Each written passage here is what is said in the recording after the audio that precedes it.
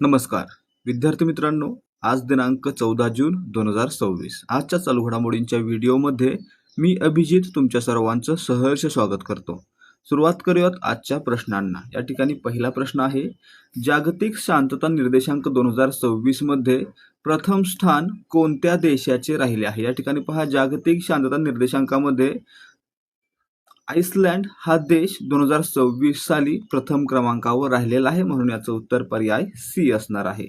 पुढे प्रश्न क्रमांक 2, जगातील पहिले ट्रिलियनियर कोण बनले आहेत? जगातील पहिले ट्रिलियनियर कोण बनले मित्रांनो? एलॉन मस्क बनले। कारण काय? कारण यांची स्पेस एक्स कंपनी आहे, या कंपनीचे शेअर $150 प्रति शेअर याप्रमाणे लॉन्च झाले। त्यामुळे मित्रांनो, एलॉन मस्क हे जगातील पहिले ट्रिलियनियर बनलेले आहेत। तिसरा प्रश्न, भारताने दिनेश त्रिवेदी यांची कोणत्या देशात उच्चायुक्त म्हणजे हाय कमिशनर म्हणून नियुक्ती केली आहे? भारताकडून दिनेश त्रिवेदी यांची बांगलादेशमध्ये उच्चायुक्त म्हणून नियुक्ती करण्यात आलेली आहे, म्हणून याचं उत्तर पर्याय डी असणार आहे। प्रश्न क्रमांक 4, स्वप्नदास गुप्ता यांची कोणत्या राज्याचे अर्थमंत्री म्हणून नियुक्ती करण्यात आली आहे? या ठिकाणी पहा, स्वप्नदास गुप्ता यांची पश्चिम बंगालचे अर्थमंत्री म्हणून नियुक्ती करण्यात आलेली आहे, म्हणून पर्याय बी याचं उत्तर आहे। पश्चिम बंगालचे नवे मुख्यमंत्री कोण? शुवेंदू अधिकारी। प्रश्न क्रमांक 5, नुकतेच निधन झालेले दिग्गज खेळाडू जसपाल राणा कोणत्या खेळाशी संबंधित होते? या ठिकाणी पहा, जसपाल राणा हे नेमबाजी या खेळाशी संबंधित होते आणि मित्रांनो, त्यांना द्रोणाचार्य पुरस्कार देऊन सन्मानित करण्यात आलेला आहे, म्हणून याचं उत्तर पर्याय बी असणार आहे आणि यांचं नुकतंच दिल्लीमध्ये निधन झालेलं आहे। पुढच्या प्रश्नाकडे जाऊयात। प्रश्न क्रमांक 6, 10व्या ICC महिला T20 वर्ल्ड कप 2026 चे यजमानपद कोण भूषवणार आहे? आता या ठिकाणी पहा, T20 वर्ल्ड कप 2026 महिला याचं यजमानपद आहे ते इंग्लंड आणि वेल्स भूषवणार आहेत। यावर आपण आधी देखील प्रश्न पाहिला, परंतु आता लक्षात ठेवायचा आणखी एक महत्त्वाचा पॉईंट या ठिकाणी आणलाय आपण। कोणता पॉईंट आहे? तर 2026 साली महिलांच्या T20 वर्ल्ड कपची कितवी आवृत्ती पार पडत आहे? तर 10वी आवृत्ती पार पडत आहे, लक्षात ठेवायचं। आणि ही कुठे पार पडते? इंग्लंड आणि वेल्स या दोन देशांमध्ये, ठीक आहे, इंग्लंड आणि वेल्स मध्ये। त्यासोबतच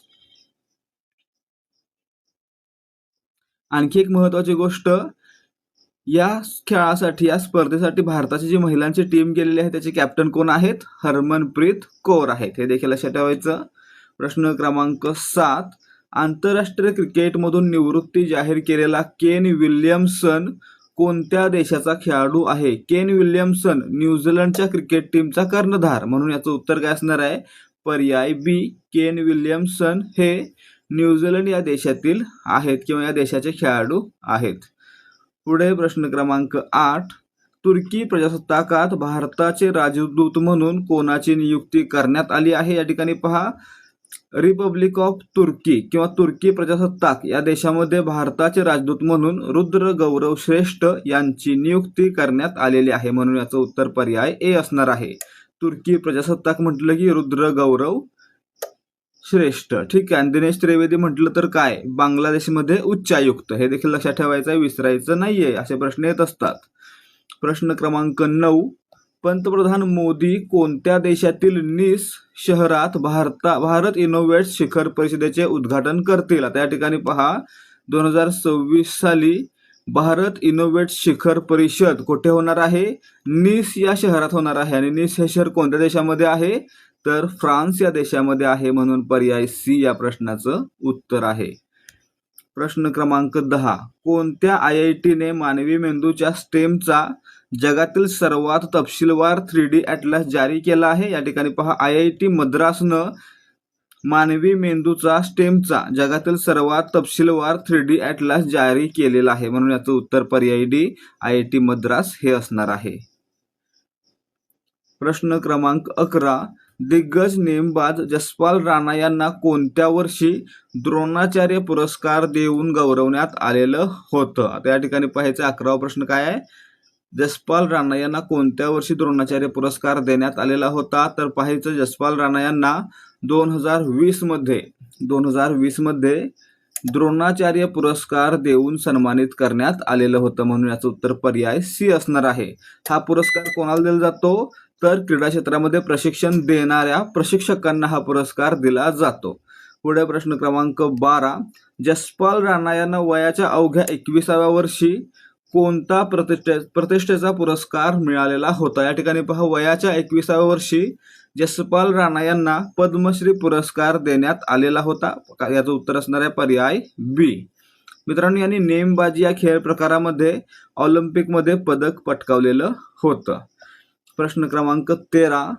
बालवाडी म्हणजे केजी पासून पदव्युत्तर म्हणजे पीजी पर्यंत सर्व सरकारी संस्थांमध्ये मोफत शिक्षण देण्याची योजना कोणत्या राज्याने जाहीर केली आहे? या ठिकाणी आपण आधी प्रश्न पाहिला होता की केरळ या राज्यानं केजी पासून यूजी पर्यंत म्हणजे पदवीपर्यंत मोफत शिक्षण देण्याची योजना जाहीर केलेली आहे. आता या ठिकाणी केजी पासून पीजी पर्यंत म्हणजे पदव्युत्तर पर्यंत मोफत शिक्षण देण्याची योजना ओडिशा राज्य सरकारनं घोषित केलेली आहे, म्हणून याचं उत्तर असणार आहे पर्याय ए. लक्षात ठेवायचं आहे, केजी टू यूजी म्हणजे बालवाडीपासून ग्रॅज्युएशन पर्यंत केरळ देणार आहे आणि बालवाडीपासून पोस्ट ग्रॅज्युएशन पर्यंत ओडिशा देणार आहे. प्रश्न क्रमांक 14. विम्बल्डनने त्यांच्या बक्षीस रकमेत किती टक्क्यांची विक्रमी वाढ केली आहे? विम्बल्डन काय आहे मित्रांनो? एक टेनिस स्पर्धा आहे किंवा टेनिसशी संबंधित एक संस्था आहे आणि मित्रांनो यांनी त्यांच्या बक्षीस रकमेमध्ये या वर्षीपासून 20% वाढ केलेली आहे. किती? 20%, म्हणून पर्याय सी याचं उत्तर आहे. पुढे किती रक्कम असणार आहे पाहूयात. प्रश्न क्रमांक 15. वाढीव बक्षीस रकमेनुसार विम्बल्डन एकेरी विजेत्यांना पुरुष किंवा महिला प्रत्येकी किती रक्कम मिळणार आहे? या ठिकाणी पहा, जर विम्बल्डन टेनिस स्पर्धा तुम्ही जिंकलात तर त्या स्पर्धेमध्ये तुम्हाला आता नव्यानं, आधी मिळायची किती माहित नाही मला, तर आता पण नव्यानं त्या ठिकाणी प्रत्येकाला 3.6 दशलक्ष पाऊंड, हे पाऊंड चिन्ह आहे, 3.6 दशलक्ष पाऊंड मिळणार आहेत, म्हणजे याचं उत्तर असणार आहे पर्याय बी. प्रश्न क्रमांक 16. स्पेस एक्स कंपनीच्या शेअरची किंमत किती डॉलरवर नोंदणी झाल्याने एलॉन मस्क यांची संपत्ती $1 ट्रिलियन पेक्षा अधिक झाली आहे? या ठिकाणी पहा, स्पेस एक्स कंपनीच्या शेअरची किंमत किती लॉन्च झाली, तर $150 पासून लॉन्च झाली. त्यामुळे मित्रांनो, एलॉन मस्क हे जगातील पहिले ट्रिलियनियर बनले, म्हणजे त्यांची संपत्ती आहे ती $1 ट्रिलियन पेक्षा अधिक झाली, म्हणून याचं उत्तर असणार आहे पर्याय सी. यांच्या स्पेस एक्स कंपनीचे शेअर $150 वर लॉन्च झालेले आहेत. ठीक आहे. प्रश्न क्रमांक 17. भारतीय लष्कराचे नवे प्रमुख चीफ ऑफ आर्मी स्टाफ म्हणून कोणाची नियुक्ती करण्यात आली आहे? या ठिकाणी पहा, भारतीय लष्कराचे मागचे प्रमुख कोण होते? जनरल उपेंद्र द्विवेदी हे होते. आता त्यांच्या जागी लेफ्टनंट जनरल धीरज सेठ हे काय बनणार आहेत? भारताचे नवीन चीफ ऑफ आर्मी स्टाफ म्हणजे लष्कर प्रमुख बनणार आहेत, म्हणून याचं उत्तर असणार आहे पर्याय बी. लक्षात ठेवायचं, लेफ्टनंट जनरल धीरज सेठ हे जनरल उपेंद्र द्विवेदी यांची जागा घेणार आहेत. प्रश्न क्रमांक 18.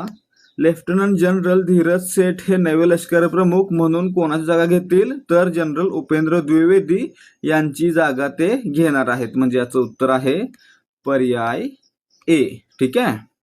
प्रश्न क्रमांक 19. केन विल्यमसनच्या नेतृत्वाखाली न्यूझीलंडने कोणत्या वर्षी ICC वर्ल्ड टेस्ट चॅम्पियनशिप जिंकली होती? या ठिकाणी पहा, ICC वर्ल्ड टेस्ट चॅम्पियनशिप म्हणजे काय? ICC कसोटी चॅम्पियनशिप स्पर्धा ही 2021 साली न्यूझीलंडनं केन विल्यमसन कॅप्टन असताना जिंकलेली होती, म्हणून याचं उत्तर पर्याय सी असणार आहे. 2021 ला त्यांनी ही स्पर्धा जिंकली. पुढे प्रश्न क्रमांक 20. केन विल्यमसन याला कोणत्या स्पर्धेत प्लेयर ऑफ द टुर्नामेंट म्हणून गौरवण्यात आले होते? या ठिकाणी पाहायचं, 2019च्या वन डे वर्ल्ड कपमध्ये केन विल्यमसन यांना प्लेयर ऑफ द टुर्नामेंट म्हणजे मालिकावीर या पुरस्कारानं सन्मानित करण्यात आलेलं होतं, म्हणून पर्याय ए याचं उत्तर आहे 2019च्या वन डे वर्ल्ड कपमध्ये. प्रश्न क्रमांक 21. MPSCच्या अभ्यासक्रम पुनरावलोकनासाठी मित्राने स्थापन केलेल्या 7 सदस्यीय तज्ज्ञ समितीचे अध्यक्ष कोण आहेत? आता मित्रा म्हणजे काय? ज्याप्रमाणे केंद्रामध्ये नीती आयोग आहे त्याचप्रमाणे महाराष्ट्रामध्ये मित्र आयोग आहे आणि मित्राच्या आयोगाचे अध्यक्ष कोण असतात? राज्याचे मुख्यमंत्री असतात आणि नीती आयोगाचे कोण असतात? देशाचे पंतप्रधान असतात. ठीक आहे, इथपर्यंत माहिती तर आपल्या सर्वांना माहीत असेल. आता पुढे मित्रांनो काय केलेलं आहे तर एमपीएससीचा अभ्यासक्रम पुनरावलोकन करण्यासाठी 7 सदस्यांची एक समिती नेमलेली आहे. या समितीचे अध्यक्ष कोण बनलेले आहेत तर ते बनलेले आहेत मित्राचे सीईओ. मित्रा सीईओ कोण आहेत सध्या? प्रवीण परदेशी, म्हणून याचं उत्तर असणार आहे. एमपीएससीचा अभ्यासक्रम पुनरावलोकनासाठी नेमण्यात आलेल्या समितीचे अध्यक्ष कोण असणार आहेत? प्रवीण परदेशी, पर्याय बी. प्रश्न क्रमांक 22. एमपीएससी अभ्यासक्रम पुनरावलोकन समितीला सुधारित अभ्यासक्रमासह आपला अंतिम अहवाल किती महिन्यांच्या आत सादर करायचा आहे? तर या प्रवीण परदेशी यांच्या अध्यक्षतेखालील 7 सदस्यीय समितीला आपला अहवाल आहे तो 3 महिन्यांच्या आत सादर करावयाचा आहे, म्हणजे याचं उत्तर पर्याय बी असणार आहे. प्रश्न क्रमांक 23. आंतरराष्ट्रीय अल्बिनिझम जागरूकता दिन दरवर्षी कधी साजरा केला जातो? आता अल्बिनिझम म्हणजे काय?